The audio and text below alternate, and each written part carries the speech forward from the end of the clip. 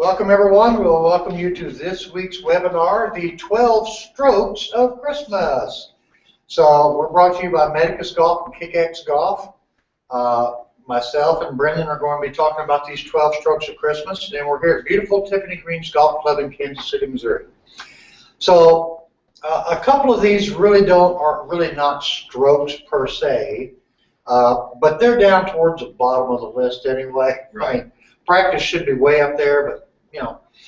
So what we're going to do, we're going to talk about basically your 12 areas that you need to work in for your golf game. So we'll start with the shortest stroke and start working our way back. So first thing we want to talk about is putting. Yep.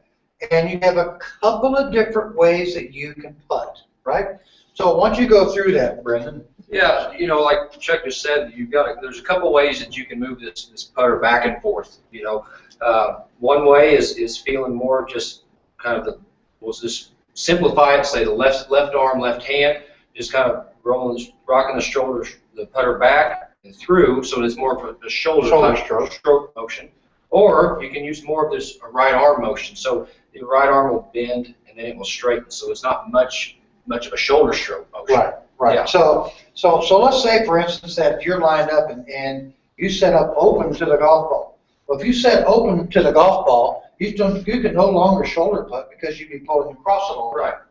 So if you set up open, you want to try to put your right forearm in plane with the shaft. This would be in plane with it and out of plane with it.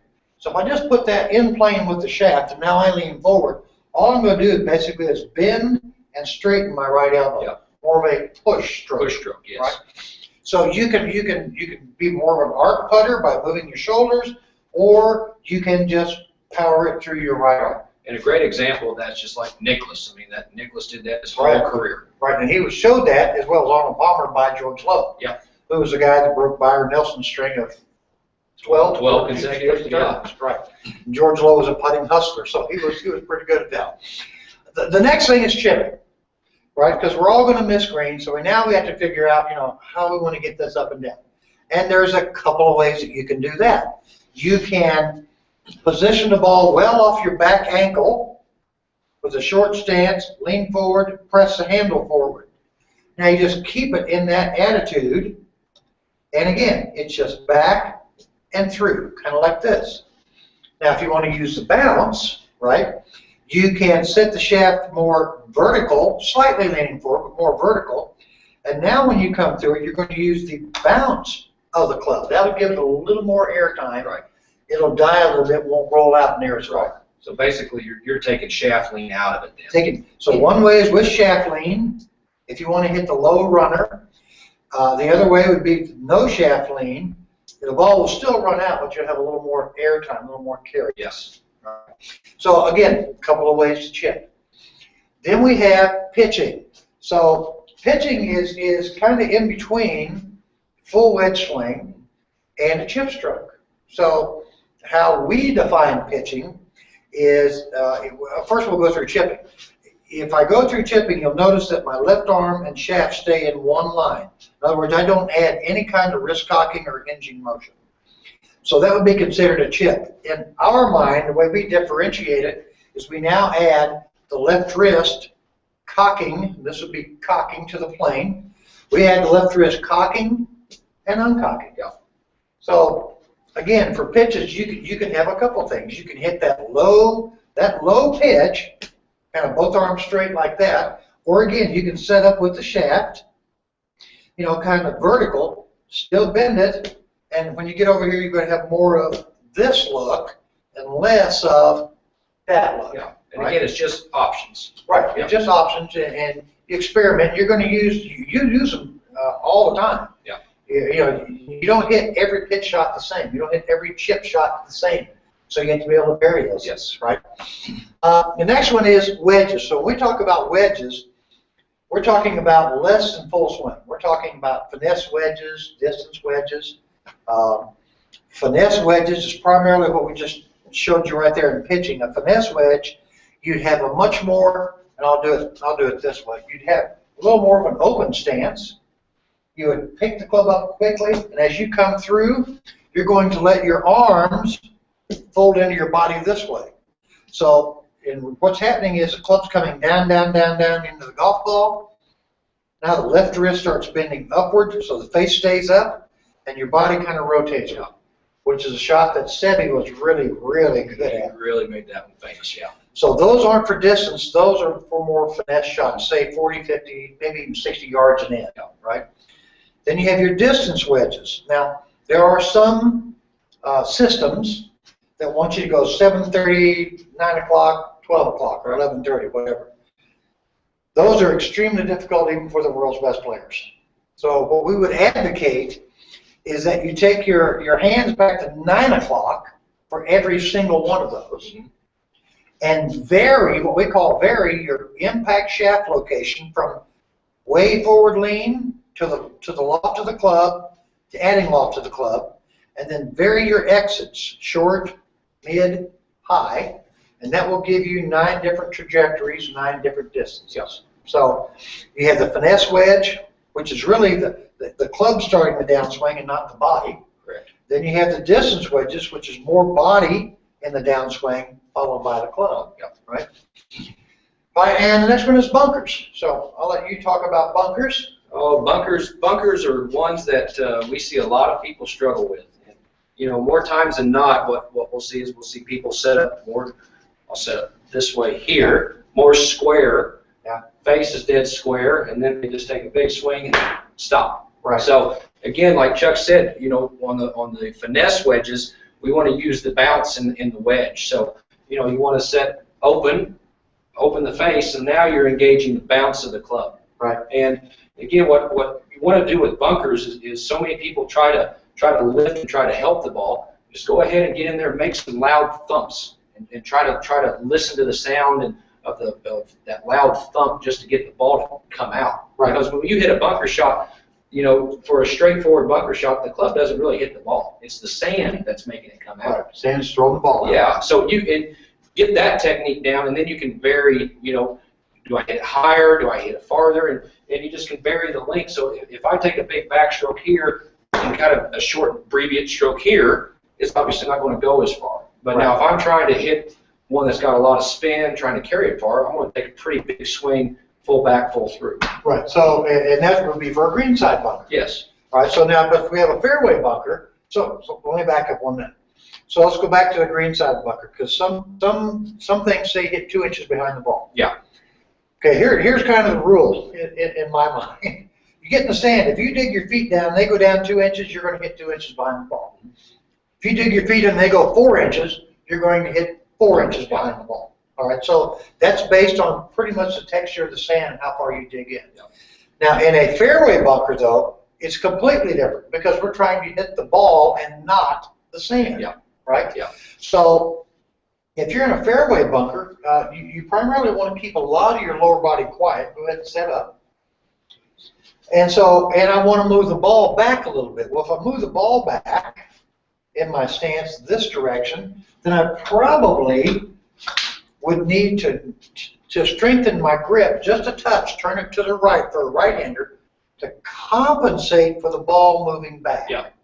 So it's much more of a upper torso, arm, and hand swing out of a fairway bunker than just trying to drive the legs in a shot. Yeah, and I know me personally, when I'm in a fairway bunker, like you said, I'm making it feel like my feet are stakes in the sand. Right. It's just all hands, arms, upper body, just trying to just hit ball first. Right, right. So ball first in the fairway bunker, sand first in the greenside bunker. All right, so now let's talk about short irons. So short irons would be your wedge 9, 8. Your mid irons would be your 7, 6, 5. Long irons 4, 3 down to hybrid, whatever. So for short irons, what you're looking for is not distance, but much more accuracy. Yes. And you see players all the time trying to hit their gap wedge 150 yards. Right. You know, or they'll try to hit their 9 iron. You know, I'm going to hit this 9 iron 165 yards. I mean, I had a guy one time say, yeah, I can hit a pitching wedge, 150 yards. I go, that's great. So from less than 150, what do you putt? Because you don't have any clubs left. Okay? So short irons are much more for accuracy as wedges are. Yes. So you want to kind of minimize motion. You want to try to keep your same tempo and everything. But you're also going to notice, go ahead and set this ball again. So you also, now this is a pitching wedge, and notice the ball position here. So with a short iron, the ball position is going to be center to maybe even slightly back. So what's going to happen is that's going to give us what kind of divot? Deeper divot. Deeper divot. Yep. Because the ball's farther back, so we've got the club's got to travel down farther. So conversely, if I had a mid iron, okay, I'm going to move the ball forward slightly, so there'll be less down, so the divot won't be as deep. And with a long iron, it's going to even be more forward. So again, less down equals less deep. Right. Right. Right. So if you're struggling, if you use any of the technology, the flight scope, the 3D radar, like we use, if you're struggling with your angle of attack, there's a good chance of one or two things happening. You're either moving more forward this direction with your upper torso, or the ball's too far back. Yeah, more times than not, if you just check ball position, right, that takes care of the problem. Right, so we just move it a little more forward. All right, so we kind of went through short irons, mid irons. Mid irons, let's go back up to that. That's going to be more like your 7, 6, and 5 iron. So with your short iron, I would call those the green light clubs. Yeah. Okay, hit those at your target. Yeah. Okay, when you start getting the mid irons, you want to play slightly away from target. Okay, you might play to the right or left depending on where the pin is. Okay, and again, because the ball position's up, the divot's not going to be as deep or as long. Now, when we get into long iron, and that I would call those the yellow light clubs. And then the red light clubs would be your long irons and hybrids. Yes. Don't be firing at pins with long irons. Okay. Yeah. Give yourself room, one side or the other. It's better to be on the green with a 20-foot putt than to hit that long iron dead right or dead left and have to try to get it up and down, possibly even short side yourself. Right, exactly. We'll cover a lot of that, in course management. But a lot of times they've got a 4-iron in their hands and they're firing it at the pin, and they got to carry a bunker. Well, now they're dumped it in the bunker. Well, now you got to ask yourself, how good of a bunker player am I? Right. Probably not very good. Right. So, Right. It falls into course management. Yeah. So number 9 is fairway woods. So most people will carry a 3-wood, some people carry a 5-wood. A lot of people are carrying hybrids now in lieu of long irons and fairway woods. And there's lots of discussion on that. Should I hit down? Yeah. Well, Lee Trevino hit down with a 3-wood. Boo Weekley hits down significantly with his fairway woods and hybrids. Yeah. So you need to experiment and see what kind of flight you get, what your normal pattern is. If you're somebody that beats down on it or somebody that picks it. Yeah. So if you're somebody that picks it, you're not going to take much of a divot, on that. But if you're somebody that beats down on it, you're going to have a divot, albeit small, but you're still going to have some kind of divot. Yeah, and if you do take a divot with a fairway wood and you're consistent when you do it, there's nothing wrong with that. No. I mean, I've had students that have come to me and said, well, I shouldn't take a divot with a fairway wood. Well, if you hit it good, go with it. Right. There's nothing says you can't. Right, exactly. So number 12 or number 10 is the driver. So almost every shot we're hitting down. With the exception of the driver, we want to swing up slightly unless your driver swing speed's 120 or more. Right. Hit up slightly. So with the driver, if you'll get set up and face this way. This one. Yeah. Okay. So let's say that this is my ultimate target line here. So if I hit up with the driver, because the ball position is more forward, the tendency is going to be for the ball to start where? More left. Yeah. All right. So how do I counteract that? I take everything and I move it slightly to the right. Now when I hit up, because I'm aimed more to the right, the ball will actually take off closer to your line. So it'll actually look like you pulled it. Yeah. Right? Yeah. Number 11, course management. So I'll give you an example. We have a lot of players in our player development, and we have this little assessment that we give them to go chart themselves and see how they're doing. And if they are a plus on the handicap side of this short game, then that tells us if they're shooting 80, that they need to start working on their full swing. Mm-hmm. If they are a negative, that means they need to, and they're shooting 80, need to work more on their short game, right? So we just had one of the kids in, and they are a 7 on the short game, on the negative side. But yet they spend all their time working on ball strike, right? So the course management part of it, you have to know what kind of shot shape you're playing, right? Do you fade it? Do you hit a draw? Do you hit a pull? Whatever it is, set your shot up accordingly. It's just like playing pool. You're setting up one shot to set up the next shot, right? So when you take your kids out, you take your adults out, what are you looking for when you go on that course management? Well, especially prior to a round, a great example is a gentleman I worked with this morning, and we were working with driver and trying to shape his driver a little bit better. And he consistently hits a cut with his driver, but he's wanting to hit a draw. So, we're making changes, but when he goes out and plays, I tell him, well, when you're doing your warm-up on the range, look at what your ball flight's doing. Right. If it's a cut that day, it's a cut that day. Right. If it's kind of more of a push, it's a push. But you've just got to, that's what you've got to go with that day. Right. Too many people, if they're right before a round hitting a cut, but they're trying to hit a draw, they'll stand there for 15, 20 minutes right before they play, and they're trying to hit draws. Now they're hitting snap hooks. Right. So whatever your ball flight is, just go with it. Don't try to, make the adjustments during the round. Know what your swing is that day and go with it. Well, and it's like if you're somebody that fades the ball and you have a right-hand pin, that's a green light pin for you, right? If you have a left-hand pin, that's not. Right. And we'll see players start their golf ball outside of the green, trying to fade it back, and rarely does it ever get back. Yeah, it's way too far out there. Yeah, so it's no problem starting it at the flag and let it fade to the middle. So if you're working the ball, try to always work it off the middle. Yes. Instead of working it off the corners. Yeah. Right. And you'll find you'll hit a lot more greens in regulation doing that. Greens in regulation is one of the most important stats there is. Right. Right. Because you might hit 6 or 7 greens around. Right. So that means your short game better be really, really good. Better have a good wedge game. Wedge game, chipping game, putting game. Right. And finally, we're going to talk about practice. So you take these things that we just went through, and you kind of look at the different options we gave.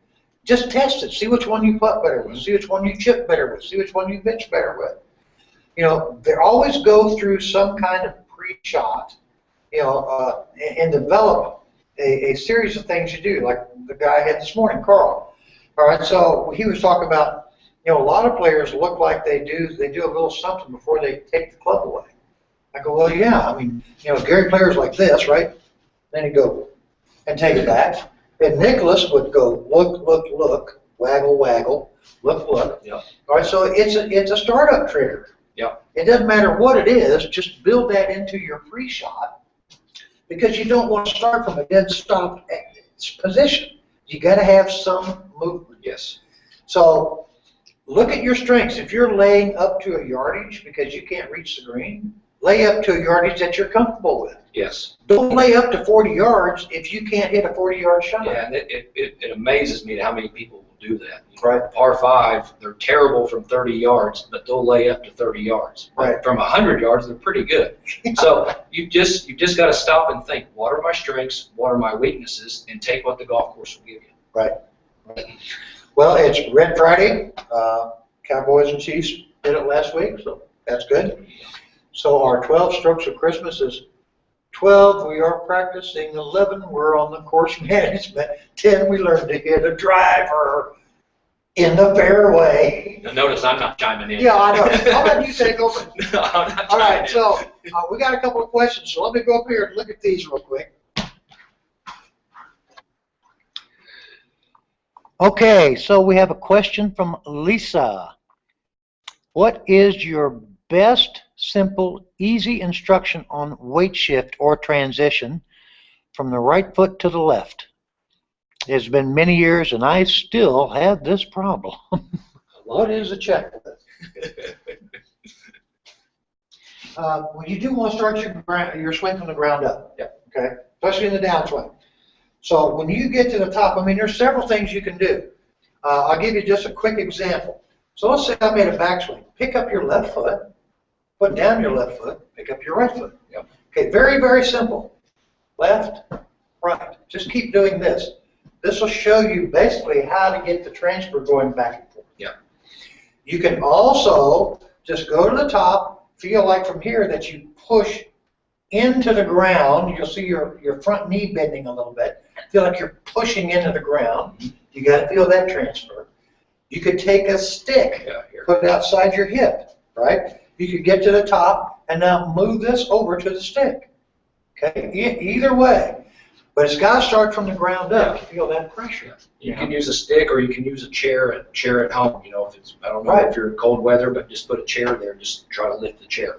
Right. We have snow outside, but it's 68 in here, so we're fine. Another question from Lisa. On the downswing, it starts from the ground up, yes. Use my legs to drive hip and arms. Please show how the sequence works. Well, we just kind of did that. So, yes, you're actually using foot pressure. You're pushing and pressure in your feet. So it goes feet, knees, hips, torso, arms, hands. So from the top, you're using your feet, which is now moving your knees. Then you're using the hip. So again, you wouldn't just move your hip, because that's not doing anything, right? I'd move it from the feet and the knees, which will now move the hip, not this. And people talk about, you know, well, I'm going to drive my hips. Well, I can be right here. I'm going to turn my hips as fast as I can. That's definitely not moving the club. Well, you fired the hips, though. I fired the hips, but I didn't move the club. Okay. So yes, from the ground up, and again, a really great drill. You can hit balls doing this. Just set the ball up, set it on a tee. You don't have to make a big swing. So as you swing to the right, pick up the left foot. Put the left foot down, swing the club, pick up the right foot.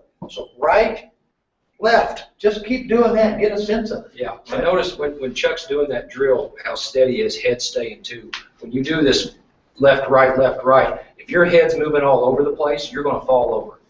You'll definitely fall over. Yeah, so it'll definitely help you with a steady head too. Right. All right, so let's see if we have any more. I think that's all. Yep, that is it. Okay. Well, we want to thank everybody for this week's webinar. We're having a 2-week break. We won't be here next Friday or the Friday after, so get your questions ready. Send them in. Also send in some topics you want to hear. Yeah. Right. We hope everybody has a very Merry Christmas and a happy holiday season. And we will see you after the first of the year. Go Chiefs. Go Cowboys.